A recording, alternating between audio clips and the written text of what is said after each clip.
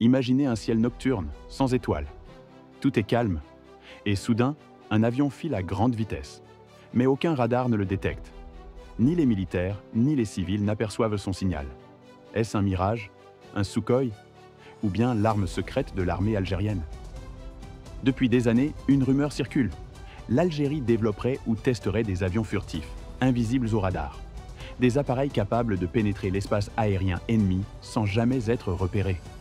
Mais s'agit-il d'une réalité, d'un projet en cours, ou simplement d'un mythe soigneusement entretenu? Pour comprendre, il faut revenir aux origines. Dans les années 2000, l'Algérie modernise massivement son armée de l'air. Elle achète des Sukhoi Su-30, des MiG-29 et des systèmes de défense aérienne S-300. Ces acquisitions font de l'Algérie l'une des forces aériennes les plus puissantes d'Afrique. Mais un détail frappe les analystes. Malgré ces milliards de dollars investis, aucun avion furtif n'apparaît dans ces hangars. Pourtant, à la même époque, certains médias russes évoquent des discussions autour d'un transfert de technologies secrets. L'idée?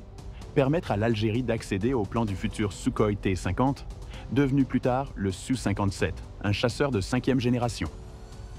Mais maîtriser la furtivité n'est pas simple. Dans le monde, seuls quelques pays dominent cette technologie. Les États-Unis avec le F-22 Raptor et le F-35 Lightning II, la Russie avec le Su-57 et la Chine avec le Chengdu J-20. Ce sont des programmes qui coûtent des dizaines de milliards de dollars et nécessitent des décennies de recherche. Alors, comment l'Algérie, sans une industrie aéronautique avancée, pourrait-elle s'aventurer sur ce terrain? C'est là que le mystère commence. Des rumeurs évoquent des accords secrets avec la Russie et la Chine. Certains parlent de délégations algériennes ayant visité des sites ultra-secrets, interdits même à la presse locale. L'hypothèse: en échange de contrats d'hydrocarbures et de partenariats militaires, Alger aurait eu accès à des prototypes ou au moins à des éléments de recherche sur la furtivité. Et puis, il y a les témoignages. Dans le sud algérien, près des grandes bases aériennes, des passionnés d'aviation affirment avoir observé des appareils étranges. Des avions sans marquage qui disparaissaient rapidement dans le ciel et qui, étrangement, ne semblaient pas visibles sur les radars civils. En 2016, une photo floue circule sur les réseaux sociaux. Elle montre un objet triangulaire planant au-dessus d'Ouargla. Certains crient à l'avion furtif, d'autres au simple drone militaire. Mais l'incident reste inexpliqué et surtout jamais commenté par les autorités. Alors, pourquoi l'Algérie investirait-elle dans des avions invisibles au radar? La réponse est stratégique. Son voisin et rival historique, le Maroc, modernise lui aussi sa flotte aérienne avec les F-16 américains. Rabat rêve même d'acquérir le F-35, considéré comme l'un des chasseurs les plus avancés au monde. Face à cela, l'Algérie aurait besoin d'une arme de dissuasion technologique, un avion capable de neutraliser les défenses marocaines sans être repéré. Un tel atout changerait complètement l'équilibre militaire au Maghreb. Mais la furtivité ne concerne pas seulement les avions de combat. Elle peut aussi être appliquée aux drones.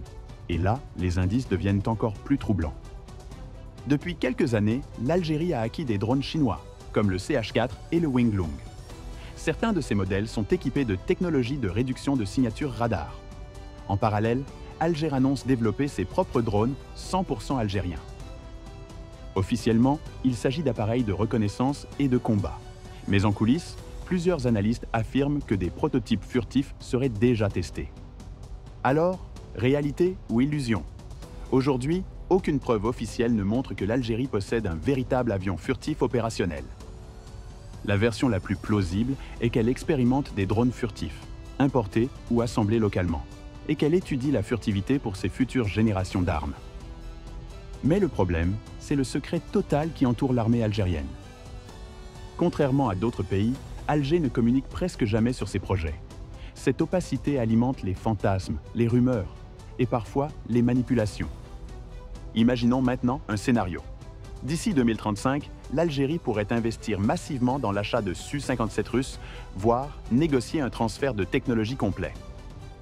Elle pourrait aussi s'appuyer sur la Chine, qui cherche à vendre son J-31 furtif à des pays alliés. Dans ce cas, le Maghreb verrait apparaître ses premiers avions invisibles au radar. Ce serait un tournant historique.